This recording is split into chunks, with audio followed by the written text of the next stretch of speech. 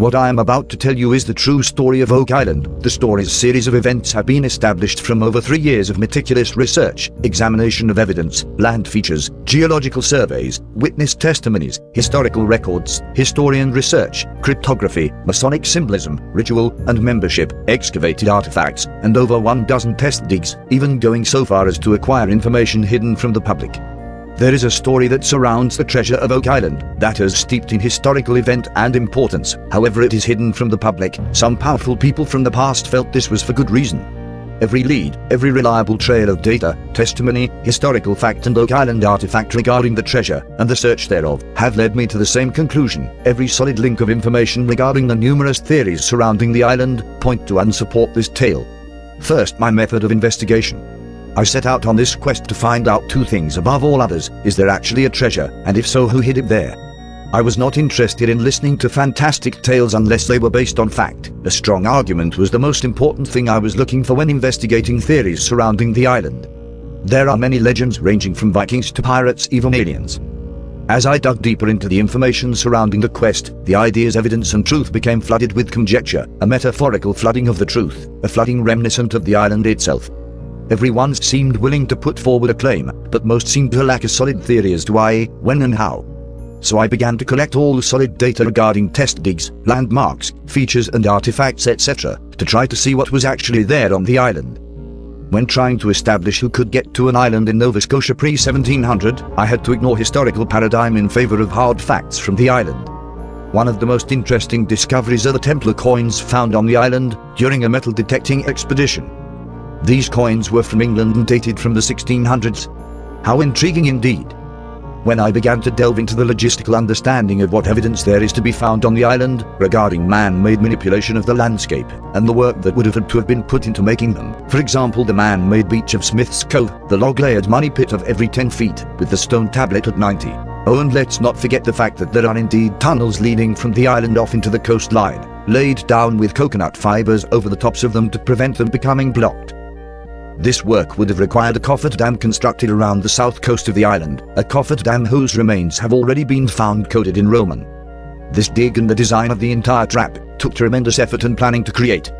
There was a group, however, that were able to take on such a tremendous task, or rather teach others how to do similar around 1700 and some time before, a very able group of stonemasons, who would later create a Masonic order. My initial discovery, one in which I have already discussed in my more recent videos, is the Masonic connection surrounding the treasure hunt. Although concealed from the surface, more than 90% of the treasure hunters involved in the search post-1795 have been Freemasons. Access to the search through the years has been deliberately restricted to anyone who was not a high-degree Mason, and all companies surrounding the dig, from the Onslow Company in the 1800s all the way up to present day with Triton and their famous Behold 10X, are owned, funded and ran by the Masonic Order. Some of these Masons, for numerous reasons, have leaked knowledge that was discovered and then concealed from the public regarding the hunt. For example, an explanation of a professional attempt at cracking the codes of the island, and the information found in a dead 33rd degree Mason's papers linking tortured Templars to the island. Many pieces of information have come to light in which I have already covered. The treasure has always been seen as something of vast importance to this secretive society. This is the real story of Oak Island. Robert the Bruce, the Normans, and the Sinclairs of Rosslyn, all from within the English, Scottish and Irish realms, including some of their French relatives, were the first members and founders of the Knights Templar. Around 1070 Scotland would gain one of the largest navies in Europe, and their ancestral homes within the glens of Scotland became the Templar headquarters in hiding. Whether these places still are is unknown.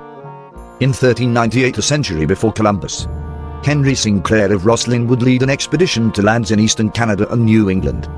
These had also supposedly been visited by the Norse for centuries before. His navigator was Antonio Zeno, who kept detailed maps and records of the voyage, landing in Nova Scotia on the 2nd day of June 1398, on none other than Oak Island. Soon after Columbus's supposed official trip in 1441, the Sinclairs of Scotland ordered a fleet of stonemasons from across Europe. This was to carry out a mammoth and secret task of digging a huge vault into a rockside to hide a large treasure and to supposedly conceal an army, depending on the source, complete with booby traps to snare any eager looters. Sound familiar? This group of Masons were bestowed with a responsibility of trust. The Masonic Order was created off of the back of the vast fortunes of extremely important jewels and artifacts that the Knights of the Crusades gained from their rampages across the unknown worlds of the time. during their first decade of life, and because of the Sinclairs' vast Templar fortune, this group of stonemasons were able to form their own secret sect, known as the Freemasons. When James II became king, he decreed the Sinclair family to be the hereditary guardians of the Freemasons. But betrayal was in the air. Soon after the successful construction of this secret lair in the Highlands, religious conflict would sweep across Scotland. Some suspect from a leaking of knowledge of the vast fortunes these Catholic Templars possessed. Protestant mobs inspired by Calvinism began targeting Catholic churches in Scotland, attempting to ransack them of their gold and other treasures. When the Sinclairs and other Templar clans became aware of the approaching invasions, their religious treasures were gathered up and rescued from Protestant hands. The Crown of England at this point was under Protestant control. England was made to rise up against the families that controlled Scotland, mainly the Sinclairs. The battles would rage on for near a century. In 1542 the Battle of Solway saw the defeat of Oliver Sinclair and with him the Scottish families that controlled Scotland. At the same time, 33rd degree Mason documentation would have Templars trapped at Glastonbury, surrounded by the King of England and the Prime Minister of England's men. These knights either had in their possession the Holy Grail, or knew of its location. This source of evidence is covered in the previous videos. They were eventually tortured in London and executed.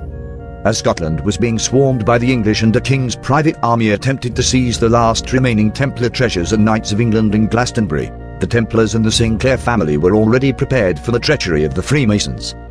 Henry Sinclair's mission while in Nova Scotia nearly a full century before was to find and build a suitable vault for the treasure. This would be in the event that anything catastrophic should happen at home. This lair was built and booby-trapped by Knights Templar to house their most precious artifacts. It appears the Masons they had enlisted to help build their safe house in Scotland had betrayed them and sold out to the Crown of England. The coins found on the island and the Roman numerals used on the old cofferdam support their presence there at this time. Also, the decoded stone map created with pre-1700s techniques or any other modern evidence that has been discovered, not to mention the overwhelming Masonic involvement since this day that I have not only proven but laid out most of their lesser kept secrets.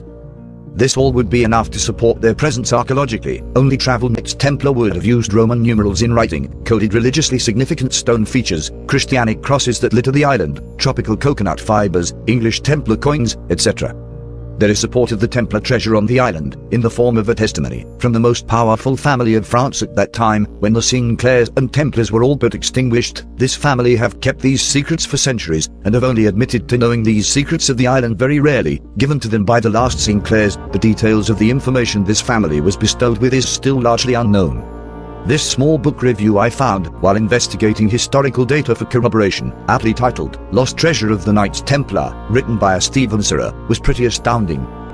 And I quote, "When the Order of Knights Templar was ruthlessly dissolved by King Philip the Fair of France in 1307, the order possessed immense wealth and political power.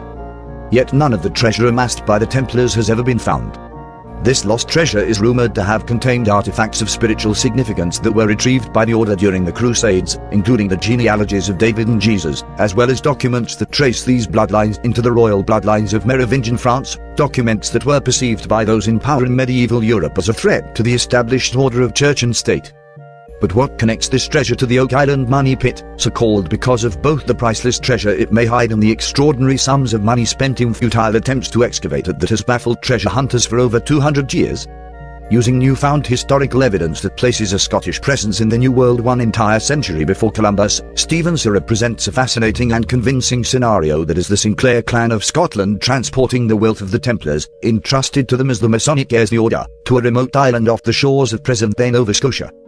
The mysterious money pit that is commonly believed to have been built before 1497 and has guarded its secret tenaciously despite 2 centuries of determined efforts to unearth it. All of these efforts, one even financed by American President Franklin Delano Roosevelt, have failed, thanks to an elaborate system of booby traps, false beaches, hidden drains, and other hazards of remarkable engineering ingenuity and technological complexity created by its builders. I have yet to read Surra's apparently accurate book, although after reading the review, I suspect, through painstaking historical and forensic research we have come to similar conclusions.